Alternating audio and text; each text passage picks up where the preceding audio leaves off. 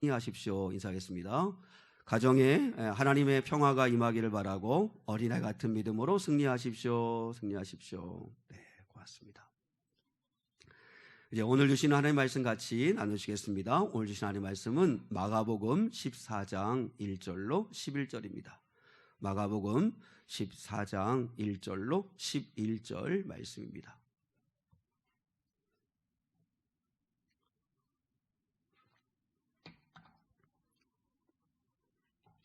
마가복음 14장 1절로 11절 말씀입니다. 우리 한 절씩 하나님 말씀을 받들어 읽겠습니다. 이틀이 지나면 유월절과 무교절이라 대상들과 서기관들이 예수를 흉계로 잡아 죽일 방도를 구하며 이르되 밀란이 날까 하노니 명절에는 하지 말자 하더라.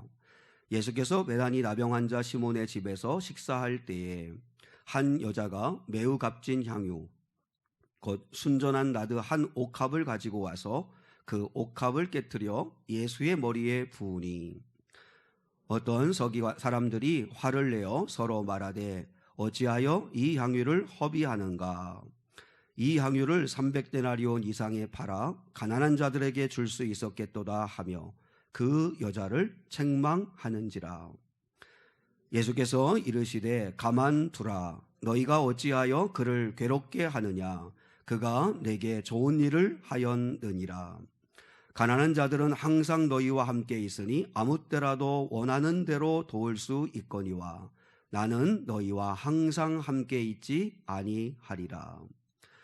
그는 힘을 다하여 내 몸에 향유를 부어 내 장례를 미리 준비하였느니라. 내가 진실로 너희에게 이르노니 온 천하에 어디서든지 복음이 전파되는 곳에는 이 여자가 행한 일도 말하여 그를 기억하리라 하시니라. 12 중에 하나인 가롯 유다가 예수를 넘겨주려고 대상들에게 가며 11절 같이요. 그들이 듣고 기뻐하여 돈을 주기로 약속하니 유다가 예수를 어떻게 넘겨줄까 하고 그 기회를 찾더라. 아멘. 나에게 좋은 일인가 주님에게 좋은 일인가 라고 하는 제목 가지고 함께 하나님 말씀의 은혜를 나누기를 원합니다. 오늘 본문은 마가의 의도적인 햄버거 배열입니다. 그러니까 아래 위에 빵에 해당하는 본문이 1절과 2절 그리고 10절과 11절입니다. 예수를 죽이려고 하지만 그러나 죽일 방도를 찾지 못한 사람들. 헌데 가룟 유다가 찾아와서 돈을 받기로 하고 예수를 넘겨주겠다고 약속하는 이야기가 이제 햄버거의 빵에 해당하는 앞에 부분과 맨 마지막 부분입니다.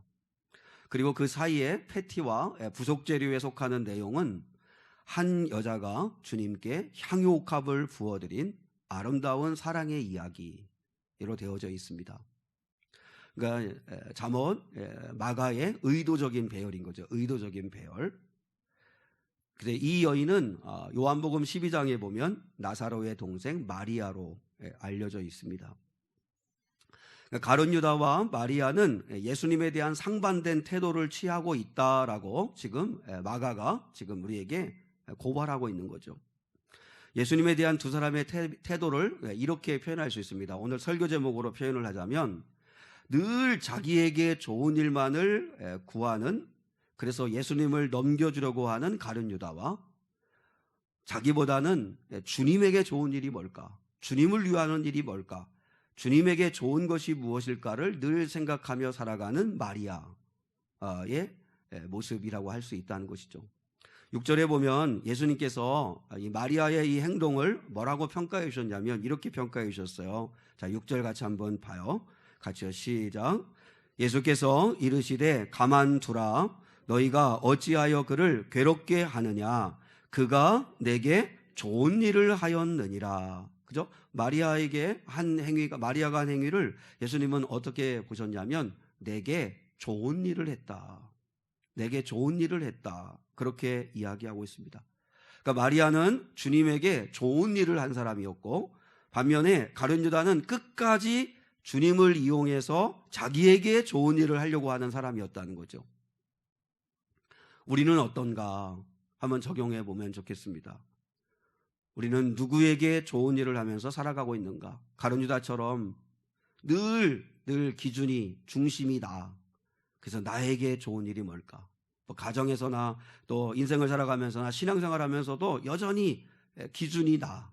그래서 나에게 잘하는 사람은 나도 좋고, 내가 마음에 안 들면 또 나를 싫어하거나 나를 마음에 안 들어하면 나도 싫고, 늘 나에게 좋은 거, 나에게 이익되는 거, 그것만 생각하며 살아가고 있지는 않은가.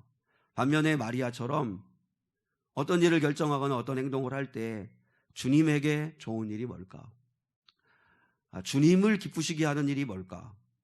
그것을 늘 생각하면서 살아가는가 하는 것입니다. 왜 이 두 사람이 이렇게 차이가 날까요? 이 두 사람의 차이는 사랑의 차이였고 믿음의 차이였습니다. 그러니까 사랑, 믿음의 차이가 이런 결과를 낳을 수 있게 되었다는 거죠. 오늘 본문을 통해서, 어떻게 보면 성경 전체를 통해서 우리 하나님과 우리 예수님은 저와 여러분에게 계속 알고 싶어서 묻는 것 같아요. 네가 나를 사랑하느냐? 이건 시몬 베드로에게 한번 물으신 게 아니라 성경 전체가 내가 너희를 이렇게 사랑했는데 이 사랑을 깨닫고 너희도 나를 사랑하느냐? 너희도 나를 사랑하느냐? 이 질문을 계속 하시는 거죠. 저는 우리 사랑하는 성도들이 수시로 끊임없이 물어야 할 질문이 있다면 내가 나를 사랑하느냐 하는 이 주님의 질문입니다. 그러니까 이 주님의 질문 앞에서 자꾸 서보셔야 됩니다. 그래서 여러분이 인생을 살아가면서 주님이 나를 사랑하시는가? 제가 두려운 게 뭐냐면 우리 사랑하는 성도들이 주일 얀예배 이 한 번의 예배를 드리고 남은 모든 시간은 다 주님과 별 상관없이 살아가고 있지는 않은가 하는 게 제일 두려운 거예요. 근데 확인할 수 있는 길은 그래도 중간에 새벽이라도 나와서 기도하거나 수요 예배라도 나와서 예배하거나 또 주일 오후에도 또 예배하면서 한 번이라도 더 예배하려고 하거나, 그래야 여러분의 영이 좀 살려고 하는 건지 아니면 정말 주저앉아 있는 건지 알 수 있기 때문에, 그래서 주일 낮 예배 이 한 시간 가지고서 우리의 모든 영적인 어떤 기준이 세워지기가 어렵잖아요. 그러면서 수시로 여러분 살아가면서 나는 주님을 사랑하고 있는가? 주님이 나에게 네가 나를 사랑하느냐? 이렇게 물으실 때 나는 어떻게 대답할 수 있을까? 하는 것을 늘 그 질문 앞에 서야 한다는 거죠. 우리가 주님을 사랑해야 되는 이유가 뭐죠? 우리가 주님을 사랑해야 되는 이유가 뭐죠? 왜 자꾸 주님을 사랑하라고 하죠? 큰 사랑을 받았기 때문입니다. 자, 가룟 유다에게는 없고 마리아에게는 있는 게 뭘까요? 그건 뭐냐면 가룟 유다에게는 없고 마리아에게는 있는 건 주님께 받은 은혜에 대한 추억과 사랑이 있느냐 없느냐입니다. 아마 신앙생활을 오래 하신 우리 일부 예배 참여하신 우리 모든 성도들은 주님께 받은 은혜에 대한 추억과 사랑과 감사가 있을 겁니다. 근데 왜 가룟 유다라고 없었겠어요? 무엇보다도 가룟 유다는 12제자의 한 사람으로 부름받았잖아요. 택함 받았잖아요. 그리고 주님께서 가장 신뢰할 만한 사람이기 때문에 회계를 맡겼어요. 돈을 맡겼어요. 돈꾀를 맡겼어요. 가룟 유다가 처음부터 돈꾀에 손을 대었을까? 그렇지 않았을까 하는 생각을 해요. 믿을 만한 사람이니까 돈꾀를 맡겨요. 그리고 하나님의 나라에 대한 꿈도 그에게 주었어요. 그런데 가룟 유다는 주님께 받은 은혜가 하나도 없는 사람처럼 살았어요. 이유가 뭐예요? 은혜를 다 잃어버렸죠. 그 은혜가 은혜인 줄을 몰랐고, 우리가 예수님을 믿게 된 게 이게 엄청난 은혜라고 하는 거를 알고 살아가는 사람이 과연 얼마나 될까요? 오히려 예수 믿게 돼가지고 이렇게 부담스러운가, 이렇게 힘든가, 이런 생각을 할지는 몰라도 예수를 믿게 된 게 얼마나 큰 은혜고 주님께 택함 받았다는 게 얼마나 큰 은혜인데, 은혜를 은혜인 줄 모르고 받은 은혜는 잊어버리고 자기가 원하는 게 이루어지지 않는다고 늘 원망하고 마음에 불만을 가지고 살았던 사람이 가룟 유다예요. 우리도 다 받은 은혜가 있습니다. 그래서 하나님께로부터 받은 은혜에 대한 추억, 그 사랑의 기억이 있으셔야 되는데, 그래서 늘 생각하셔야 합니다. 내가 그때 그렇게 어려웠을 때 주님이 그런 은혜 주셨었지. 내가 그때 그 어려울 때 그 터널을 내가 주님의 은혜로 내가 지나왔지. 그걸 기억해야 할 추억들이 있으시잖아요. 그걸 잊지 마셔야 돼요. 마리아는 주님께 받은 은혜를 잊지 않았습니다. 마리아가 받은 사랑 가운데 가장 큰 사랑이 뭐예요? 자신의 오빠를 살려주셨잖아요.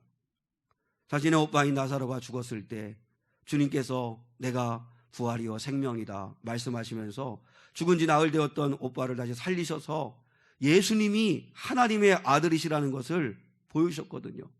마리아는, 그 마리아의 삼남매는 그때로부터 주님을 뜨겁게 사랑합니다. 받은 은혜가 있으니까, 구원해 주신 은혜가 있으니까, 살려주신 은혜가 있으니까 그 은혜에 감사해서 늘 주님을 사랑하는 자들이 되죠. 요즘 우리 상한 성도들의 마음은 어떠십니까? 가룟 유다의 마음이 좀 더 강해요? 아니면 마리아의 마음이 좀 강해요? 찬양보다는 불평이, 감사함보다는 서운함이, 자족함보다는 불평 불만이, 순종하기보다는 어기되는 것이 더 강하세요? 아니면 서운함보다는 감사함이, 또 불평보다는 찬송이, 불만보다는 그래도 자족함이, 어기되는 것보다 그래도 순종함이 여러분 마음에 더 강하세요? 은혜의 차이거든요. 은혜의 차이. 사랑의 차이예요. 우리가 받은 은혜를 잊어버리면 안 됩니다. 내가 그때 무임이었을 때, 또 하나님이 정말 힘들고 어려웠을 때, 개척 초창기에, 또 정말 어떨 때 하나님께서 어떻게 지나오게 하셨나, 어떤 은혜를 주셨나, 아니 그걸 다 떠나서 나를 선택해 주신 구원의 은혜, 하나님의 자녀 삼아 주신 은혜, 이 은혜가 잊혀지고 이게 은혜가 은혜인 줄 몰라지기 시작하면 우리가 가룟 유다처럼 될 수 있습니다. 감사, 찬양, 자족함, 순종 이런 거는 모르겠고, 짜증나고 원망스럽고 서운하고 내 안에 막 울분이 생기고 어기되고 이러는 모습들이 우리 안에 살아나기 시작하게 된다는 거죠. 우리가 어떻게 주님을 사랑해야 될까요? 나사로, 이 세 남매가 어떻게 주님을 사랑했는가를 더 구체적으로 나타내고 있는 게 오늘 본문과 똑같은 사건을 다루고 있는 요한복음 12장에 보면 알 수 있는데, 자, 요한복음 12장 2절로 3절을 한번 같이 보시겠습니다. 같이요, 시작. 거기서 예수를 위하여 잔치할새 마르다는 일을 하고 나사로는 예수와 함께 앉은 자 중에 있더라.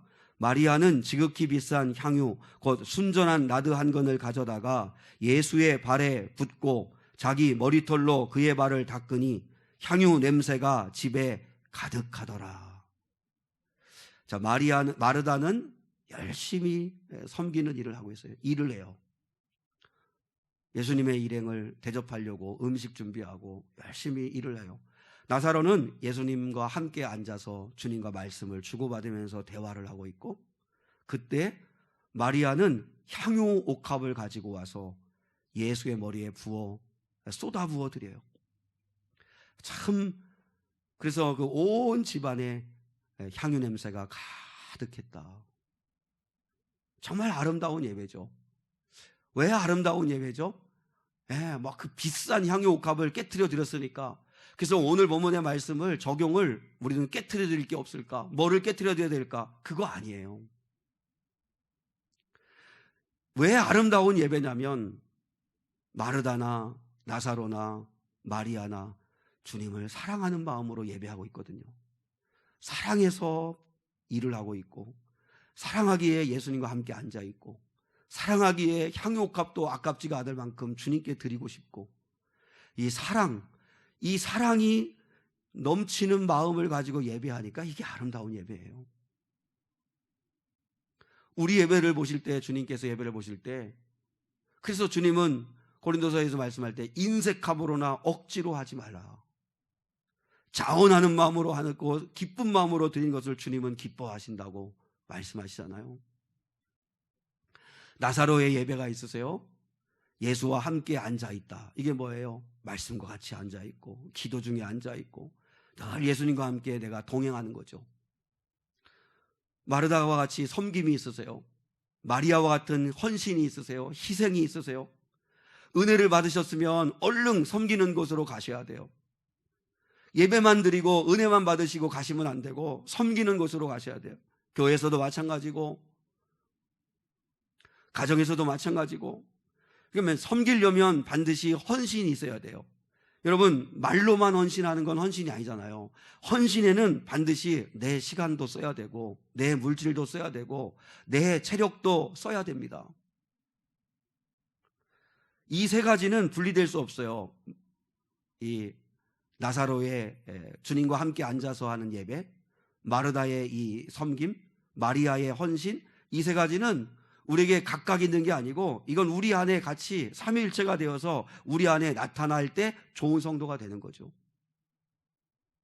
지금 여러분에게 무너진 부분이 어디예요? 나사로의 그 예배, 이 하나님과 친밀한 대화를, 그 말을 주고받을 수 있는 그런 주님과 이 동행하는 친밀함, 이게 회복되셨어요? 이게 혹시 무너지지는 않았어요? 혹시 또 아니면 마르다와 마리아처럼 이 섬김, 헌신, 이 희생, 이게 여러분에게 무너지지 않았어요? 주님께서 에베소 교회를 향해서 언제부터 사랑이 식어졌는지를 돌아봐라. 어떤 일로 믿음이 떨어졌는지, 언제부터 사랑이 식어진 건지 돌아보고 반드시 돌이켜야 된다. 회복해야 된다. 코로나 때부터예요? 아니면 경제적으로 너무 힘들어질 때부터예요? 여러분이 그리스도를 향한, 교회를 향한 사랑이 식어지기 시작했을 때가, 사랑이 식어졌을 때 그 사건이 어떤 건가를 한번 돌이켜봐요. 그리고 반드시 다시 사랑을 회복할 수 있기를 원합니다. 주님을 어떻게 사랑해야 돼요? 나사로처럼, 마리아처럼, 마르다처럼. 오늘 본문은 특별히 마리아의 그 아름다운 섬김과 헌신을 다루고 있는 말씀이에요. 그런데 이 마르다의 이 헌신을 주변에 있는 사람들은 어떻게 반응했는가? 자, 오늘 본문 4절로 5절을 같이 보시겠습니다. 같이요. 어떤 사람들이 화를 내어 서로 말하되 어찌하여 이 향유를 허비하는가? 이 향유를 300데나리온 이상에 팔아 가난한 자들에게 줄 수 있었겠도다 하며 그 여자를 책망하는지라. 요한복음에 보면 마리아를 보고 화를 낸 사람이 바로 가룟 유다라 이렇게 이야기하고 있어요. 마가는 이 사람들의 이름을 밝히지 않지만 그러나 이제 그 더 뒤에 쓰여진 그 이제 몇십 년 전에 뒤에 쓰여진 사도 요한 같은 경우에는 그걸 밝혀요. 가룟 유다가 볼 때 마리아가 향유 옥합을 깨뜨려서 쏟아 부어들인 그 행동은 너무 무모한 것처럼 보이는 거예요. 낭비처럼 보이는 거예요. 너 이거 왜 이렇게 허비하냐? 그리고 가룟 유다의 말은 논리적으로 볼 때 너무 맞는 말이에요. 이 향유를 300데나리온 이상에 팔아 가난한 자들에게 나누어 주면 얼마나 좋겠냐. 근데 왜 이걸 이렇게 낭비하느냐? 이렇게 얘기해요. 다 아시는 대로 300데나리온이면 1년 연봉이에요. 1년 연봉이면 좋기 3천만 원에서 5천만 원 정도 되어지는 그 큰 금액을 그저 쏟아 부어드리고 나니까 이 가룟 유다가 너무 마음이 안 좋은 거죠. 아까운 거죠. 가룟 유다의 눈으로 볼 때는 마리아의 행동이 이해가 안 돼요. 신앙이 없는 사람이 열심 있는 신앙인을 보면 이해가 안 되는 거죠. 어떻게 저럴 수 있을까? 왜 저렇게 쓸데없는 일을 할까? 왜 저렇게 미친 사람처럼 믿을까? 그렇게 판단하겠죠. 근데 가만히 보세요. 이 세상에는 낭비처럼 보이고 무모한 것처럼 보이는데 사랑으로 한 일들이 얼마나 가치 있고 아름다운 일인가. 자식을 위해서 대신 죽는 부모가 있어요? 그걸 누가 낭비라고 그래요? 어느 기사에 보니까 성도를 위해서 간 70%를 떼어준 목사님 이야기가 나왔더라고요. 그게 어떻게 낭비예요? 사랑으로 한 건데 그게 어떻게 낭비예요? 사랑하는 신부를 위해서 값비싼 보석을 선물로 해요. 결혼할 때 우리가 선물하잖아요. 그걸 낭비라고 하는 사람은 없습니다. 나라가 위기에 처했을 때, 전쟁이 벌어졌을 때 나라를 위해서 목숨을 내놓는다면 그걸 무모하다고, 낭비라고 그렇게 말하는 사람들은 없습니다. 왜냐하면 참된 사랑에는 낭비가 없기 때문입니다. 사랑해서 하는 일인데, 사랑해서 하는 수고에 무슨 낭비가 있겠어요? 생각해 보세요. 그러면 우리 그리스도인들이 나를 위해서 십자가에서 대신 죽으신 예수 그리스도를 위해서 생명을 내어놓는 순교의 길을 가는 사람을 누가 낭비라고 말해요? 그걸 누가 무모하다고 말해요? 그걸 사랑이라고 말하죠. 그런 의미에서 하나님의 아들을 위해서 향유값을 쏟아 부어드린 이 마리아의 행동이, 이게 어떻게 아까운 일이고 어떻게 무모한 일이겠어요? 아름다운 일이죠. 이덕주 감리교 신학대학교의 명예교수라고 하는 분이 계신데, 그분이 주기철 목사님을 새롭게 조명하여서 글을 썼습니다. 이제 주기철 목사님이 이렇게 일제 치하할 때 감옥에 갔다가 풀려났다가 그러면서 이제 평양 산정연교회에서 목회할 때 그분의 설교 20편을 면밀하게 분석해서, 그래서 바로 이 주기철 목사가 어떤 사람이냐, 어떻게 순교할 수 있었느냐 하는 이제 글을 썼는데요. 그는 비장한 순교자가 아니라 사랑의 순교자였다라고 하면서 그의 책에서 한 부분에서 이렇게 이야기합니다. 주기철 목사는 평범한 인간이었다. 죽음을 두려워했고 이별을 슬퍼했다. 다만 그에게는 그리스도에 대한 뜨거운 사랑이 있었고, 그 때문에 주변 사람들이 신앙을 포기하고 신사참배를 하고 변절의 길을 갈 때 차마 사랑하는 그분을 배반할 수 없었다. 그분이 원하는 길을 가기 위해 노력했고 그분이 그런 그를 도왔다. 그 결과는 예수처럼 십자가 순교였다. 주기철 목사님이 그렇게 설교하는 중에 했답니다. 자기는 십자가를 질 능력이 없다고, 순교할 능력이 없다고. 근데 십자가를 억지로라도 지려고 하면 십자가가 질 수 있는 힘을 준다고. 그래서 자기가 십자가를 질 수 있었다고. 오늘날 많은 사람들이 참된 진리를 모른 채 주님을 떠나갑니다. 주님의 사랑에 대해서 별로 관심이 없습니다. 점점 예배를 멀리합니다. 헌신과 봉사의 삶을 부담스러워하고 힘들어합니다. 그때 주기철 목사님의 이 고백이 마음에 와닿습니다. 주변에 많은 사람들이 신앙을 포기하고 변절의 길을 갈 때 차마 자기는 그렇게 할 수 없는 이유는 그리스도에 대한 뜨거운 사랑 때문이다. 그리스도에 대한 뜨거운 사랑 때문에.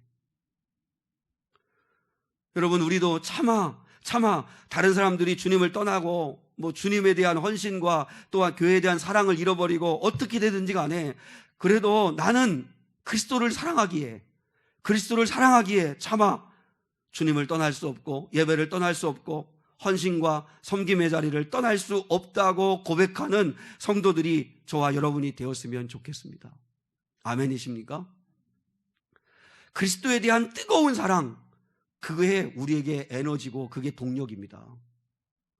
여러분, 자동차는 기름에서 에너지를 얻고 달려가듯이, 육신은 밥을 먹어야 힘을 얻어 에너지를 얻어 달려가듯이, 그리스도인은 그리스도의 사랑으로 힘을 얻어 달려가는 겁니다. 그리스도의 사랑 때문에 절망에서도 다시 소망으로 일어나는 거고, 그리스도의 사랑 때문에 어둠 가운데 있다가도 빛으로 나오는 거고, 그리스도의 사랑 때문에 여러분 사망에서 생명으로 옮겨지게 되는 겁니다. 그리스도의 사랑이, 그래서 바울이 고백하잖아요. 그리스도의 사랑이 나를 몰아간다고, 그리스도의 사랑이 나를 강권한다고. 여러분, 주기철 목사님은 감옥 안에서 혹독한 고문을 견딘 건 체력이 있어서도 아니고 불굴의 의지가 있어서도 아니랍니다. 그리스도의 사랑의 힘이었다고 이 이덕주 교수님은 그렇게 강조하고 있습니다. 이제 마지막 감옥에 갇혔다가 순교하게 될 1939년 평양경찰서에 구속하기 직전에 주목사님이 가장 많이 설교한 설교 제목이 뭔지 아세요? 네가 나를 사랑하느냐, 네가 나를 사랑하느냐. 그 어려운 시절에, 그 일제 치하 때 그 성도들에게 계속해서 네가 나를 사랑하느냐, 그리고 하나님을 열애하라, 하나님을 열애하라, 십자가의 길을 가라, 십자가의 길을 가라. 이 주기철 목사님의 삶에 있어서는 오직 두 가지였다는 거예요. 그리스도에 대한 사랑, 그리고 십자가. 그 두 가지였다는 거예요. 그러니까 주기철 목사님이 우리와 특별히 다르기 때문에, 믿음이 특별하기 때문에, 받은 은사가 특별하기 때문에 그 순교의 길을 간 게 아니고요, 그리스도에 대한 뜨거운 사랑 때문이었다는 거예요. 주님을 사랑하니까 차마 자기는 신사참배할 수 없었고, 주님 외면할 수 없었고, 주님 부인할 수가 없었다는 거죠. 그러니까 사랑하는 여러분, 사랑하는 마음으로 하지 않으면 아무리 큰 것을 드려도 주님은 그것을 기뻐하지 않으시고요, 아무리 작은 것이라 할지라도 뜨거운 사랑으로 주님께 드렸다면 주님에게는 그것은 고귀한 것이 됩니다. 그래서 저는 그런 생각이 들더라고요. 주님에게 있어서 사랑의 가치와 무게를 이렇게 주님이 재어볼 때, 두렙돈, 그것을 이제 3,000원이라고 얘기해봐요.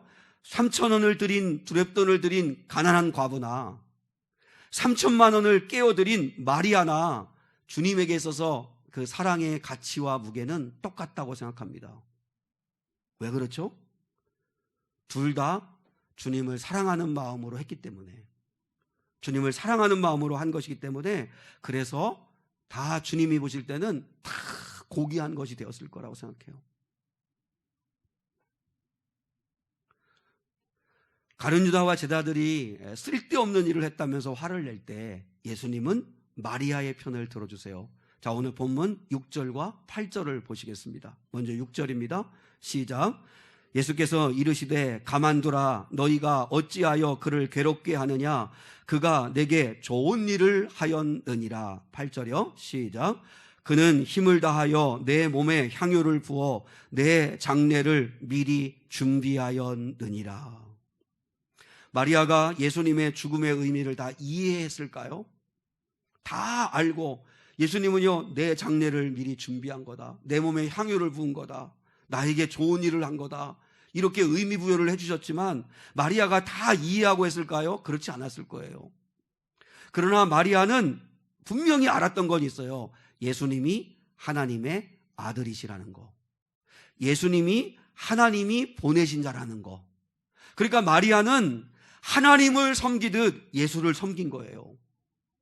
왜요? 자기는 하나님을 사랑하는 사람이었으니까 하나님이 보내신 자, 하나님의 아들이심을 믿었기에 하나님을 대접하는 마음으로 향유 옥합을 깨트려 드린 거예요. 그러니까 하나님을 대접하는데 뭐가 아까울 게 있겠어요? 그런 마음으로 한 거죠. 그러니까 기준이 뭐냐면, 기준이 주님이었다는 거죠. 주님에게 좋은 일, 주님에게 귀한 거, 주님이 보실 때 기뻐할 수 있는 거, 그걸 한 거죠. 설교를 준비하고 이렇게 주일 아침에 이렇게 기도하면서, 하나님 앞에 기도하면서 점검하는 게 있습니다. 주님이 하고 싶어 하시는 말씀인가? 내가 하고 싶은 말인가? 이걸 이제 이렇게 한번 묻습니다. 그리고 혹시 누구 들으라고 하는 설교는 아닌가? 내 감정과 사견이 들어있지는 않은가? 인용하는 정보가 정확한가? 무엇보다도 교인들을 아끼고 사랑하는 마음으로 나는 설교하는가? 교인들이 잘 되기를 바라는 마음으로 설교하는 것인가? 이런 여러 가지 질문들을 물으면서 설교를 이렇게 가다듬어요. 물론 뭐 실수할 때도 있겠지만, 이런 질문들을 하면서, 그러면서 주님이 원하시는, 그러니까 제일 중요한 건 성도들을 사랑하는 마음으로 주님이 하고 싶어 하시는 말씀을 제가 대신 여러분에게 전하는 심정으로 하려고 하는 거죠. 여러분, 예배가 어떤 예배가 좋은 예배예요? 내가 부르기 좋은 찬양이고, 내가 좋아하는 찬양을 선곡해서 할 때 그게 좋은 예배예요? 내가 듣기 좋은 말씀을 들으면 좋은 예배예요? 그렇지 않아요. 제가 우리 그 다니엘 기도회 할 때마다 시험 들 때가 있는데요. 이제 이렇게 너무 이제 이렇게 전국에서 아주 큰 대형 교회 그 찬양단들이, 그 사람들은 뭐 정말 찬양 전문가들이니까 찬양 전문가들은 찬양팀들이 이렇게 찬양을 인도하는데 영상으로 우리는 이렇게 따라야 되는데, 우리 성도들이 전혀 모르는 찬양, 우리 교회에서는 별로 하지도 않았던 찬양들, 막 빠른 템포, 막 랩 같은 거, 막 이런 찬양들을 막 할 때, 지들만 신났네. 우리 성도들은 전혀 은혜 받지 못하는 것 같으니까 얼마나 화가 나기도 하고 속상하기도 하고. 근데 그러면서요 계속 판단하고 있더라고. 선곡이 왜 저래. 좀 이렇게 두루두루 좀 시골 교회도 다 보고 있으니까 좀 어르신들도 생각해서 찬송가도 좀 몇 개도 넣고 하지. 근데 또 신기해요. 또 그 다음날 되면 또 찬송가를 또 하더라고요. 나 같은 사람이 피드백을 한 거겠죠 이제. 근데 어느 순간에 내가 판단하고 있더라고. 판단. 그러니까 중요한 거는 뭐냐면 주님을 높여드리는 찬양, 주님이 하고 싶어 하시는 말씀이 선포될 때 그게 좋은 예배인데, 우리는 다 기준이 나예요. 내가 얼마나 마음에 드는가, 내가 얼마나 편하게 예배드렸나, 내가 얼마나 좋았나, 내가 얼마나 좋았나. 여러분이 예배 마치고 혹시 뭐 이렇게 목회자들에게 인사할 때 은혜 많이 받았습니다라고 인사할 때도, 그때도 그 은혜 받았다는 게 내가 정말 몰랐었는데 오늘 내가 깨졌습니다, 내가 회개하게 되었습니다, 이래서 은혜 받았다면 좋은 건데, 내가 듣고 싶었던 걸 들으니까 너무 좋아가지고 은혜 받았다고 하면, 그러면 그게 과연 옳은 걸까, 맞는 걸까, 우리가 점검해 봐야 한다는 거죠. 왜냐하면 주님이 좋은 예배가 돼야지 우리가 좋은 예배가 되면 안 되잖아요. 주님의 말씀을 들어야지 내가 듣고 싶은 말을 들어서가 안 되잖아요. 어떻게 보면은요, 주님이 하시고 싶어 하시는 말씀은 여러분이 듣기에 불편한 말씀이 훨씬 많아요. 불편한 말씀이 훨씬 많아요. 여러분, 내가 좋은 게 아니라 주님에게 좋은 게 돼야 되죠. 우리 사랑하는 성도 여러분, 여러분을 축복하고 싶습니다. 주님에게 좋은 일을 하십시오. 그러면 주님께서 반드시 축복해 주실 줄 믿습니다. 주님은 다 기억하신다고 말씀했습니다. 자, 9절입니다. 9절 시작. 내가 진실로 너희에게 이르노니 온 천하에 어디서든지 복음이 전파되는 곳에는 이 여자가 행한 일도 말하여 그를 기억하리라 하시니라. 주님은요, 이 여자가 행한 일, 가룟 유다뿐만 아니라 다른 복음서에 보면 제자들까지도, 거기 모인 사람들도 다 왜 이렇게 쓸데없는 일을 하냐고, 왜 낭비하느냐고, 이렇게 막 마리아를 몰아세우고 막 그렇게 할 때 예수님이 마리아의 편을 들어주셨고, 그리고 주님이 뭐라고 또 거기에 축복까지 해주셨냐면, 이 여인이 행한 일이 복음이 전파될 때마다 기억되게 될 거다. 그러니까 전제가 뭐예요? 주님이 기억하시겠다는 거죠. 내가 기억하겠다는 거예요. 내가 기억하겠다. 여러분, 주님이 기억하시면 되잖아요. 그죠? 새벽 예배 시간에 말씀을 나눴었는데, 아말렉 전투에서 아름다운 역할 분담과 연합의 아름다움을 보게 됩니다. 젊은 여호수아는 칼을 들고 아말렉과 싸우러 전쟁터로 나갑니다. 연로한 모세는 전쟁터에 나갈 수 없으니까 산 위로 올라가서 기도하기를 시작합니다. 근데 연로한 이 모사가 기도하다가 피곤하여 기도의 손이 내려오니까 옆에서 아론과 훌이 기도의 손이 내려오지 않도록 옆에서 기도를 돕습니다. 정말 아름다운 모습이죠. 저는 우상한 성도들이 아론과 훌이 되어주었으면 좋겠습니다. 물론 제가 모세와 같은 사람은 아니지만, 그러나 주의 종이 영적으로 피곤하여 손이 내려오지 않도록 함께 기도하고 함께 돕는 성도들이 있다면 얼마나 목회가 힘이 되고, 그리고 주님을 바라보고 달려가는데 얼마나 힘이 되겠습니까? 그런데 저는 그 말씀에서 더 관심을 갖게 되는 건, 제가 새벽에도 말씀을 드렸지만 다수의 무명의 사람들입니다. 여호수아와 함께 전장에 참여한 이름도 빛도 없이 전쟁하는 사람들, 가족들 전쟁터에 내보내고 간절히 기도했을 가족들, 분명히 그들도 주님은 기억하실 거라고 생각합니다. 여러분, 역사는 여호수아, 모세, 아론, 훌 4명이 한 게 아닙니다. 아말렉을 싸워 이긴 건 이 4사람이 한 게 아닙니다. 4사람과 함께 같이 깨워서 같이 기도하고 같이 전쟁터에 나가서 목숨 걸고 싸운 수많은 이름도 빛도 없는 무명의 사람들은 기억도 못하지만 그러나 주님은 기억할 거라는 거죠. 이렇게 표현을 해봤어요. 주님의 나라는 모세와 여호수아만 기억하는 더러운 세상이 아닙니다. 네? 절대로 1등만 기억하는 더러운 세상, 뭐 이런 개그 있잖아요, 그죠? 근데 하나님의 나라는 절대로 모세와 여호수아만 기억하는 그런 세상 아닙니다. 무명의 사람이랄지라도, 그렇게 대단한 사람이 아닐지라도 정말 주님을 사랑하는 마음으로 자기 역할을 감당한 사람들을 주님은 다 기억하실 겁니다. 말씀을 이렇게 맺기를 원합니다. 요한복음 12장 3절에 보니까요, 이 나사로의 3남매의 예배와 섬김과 헌신으로 인하여 온 집안에 향기가 가득하였다고 이야기하고 있습니다. 저는 이게 우리 사는 성도들의 꿈이 되었으면 좋겠어요. 저의 꿈이고 여러분의 꿈이었으면 좋겠어요. 내가 머물러 있는 자리, 내가 머물러 있다가 떠난 자리에 주님의 향기가 가득하면 얼마나 좋을까요? 내가 머물러 있던 자리에서 어떤 냄새가 날까? 어떤 아시죠? 이렇게 몸의 냄새가 아니라는 거. 인격의 어떤 됨됨이의 어떤 냄새가 날까? 내가 머물다 떠난 자리에 자기만 사랑하고 불평하고 남몰래 죄를 짓다가 떠난 자리라면 얼마나 악취가 날까요?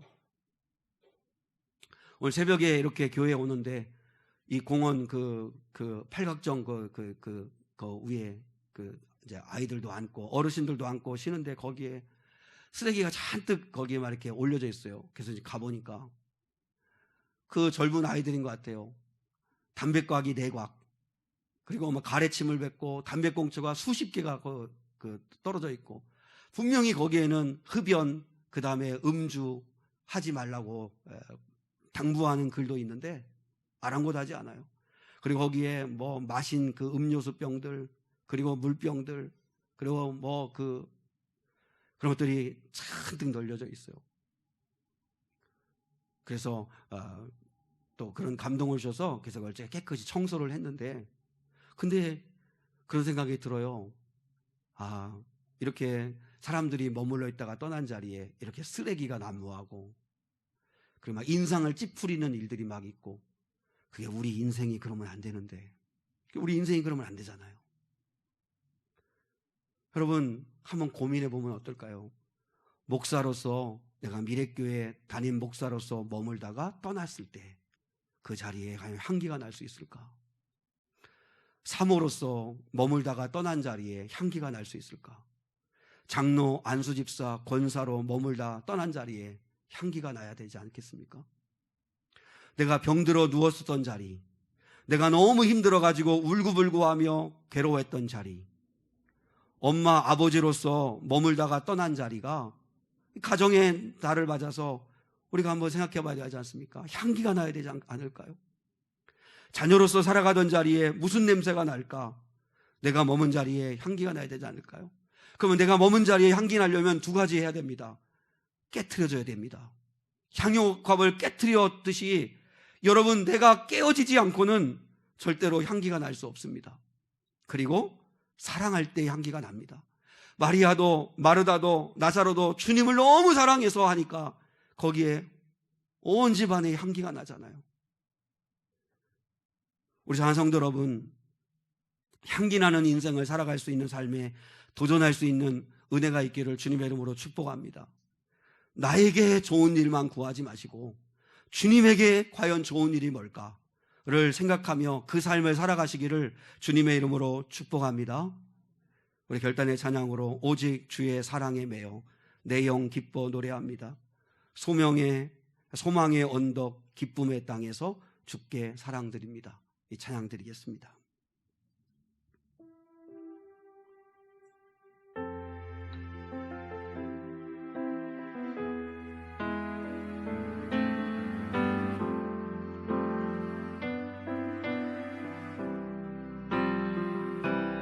오직 주의 사랑에 매여 내 영 기뻐 노래합니다.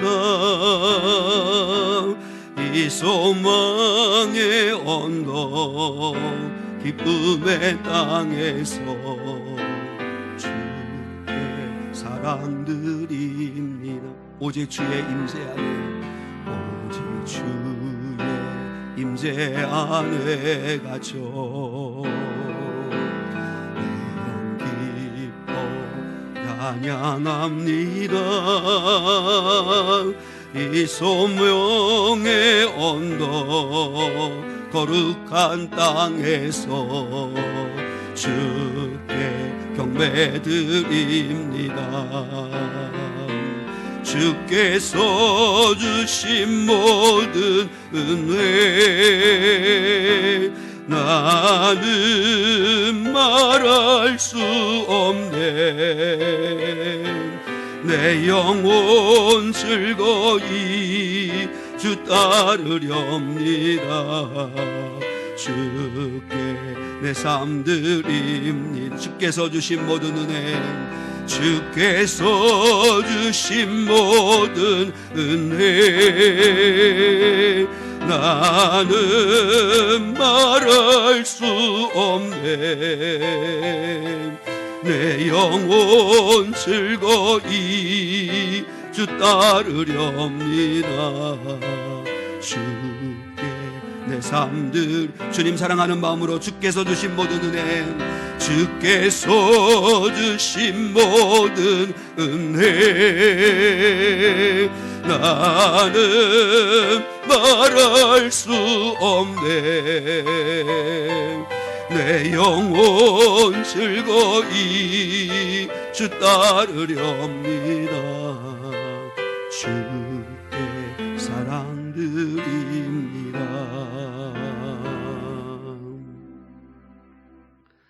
지금은 우리 주 예수 그리스도의 은혜와 하나님 아버지의 극진하시고 무한하신 사랑과 성령 하나님의 함께하시며 인도하시며 도와주시며 지켜주시며 열어주심이 오늘 거룩한 주일을 맞아 하나님 아버지 앞에 나와 예배하고 봉헌하고 몸과 마음을 들여 주님을 사랑한다고 고백하는 사랑하는 성도들 위에 이제로부터 영원까지 함께 하시기를 간절히 축원하옵나이다. 아멘.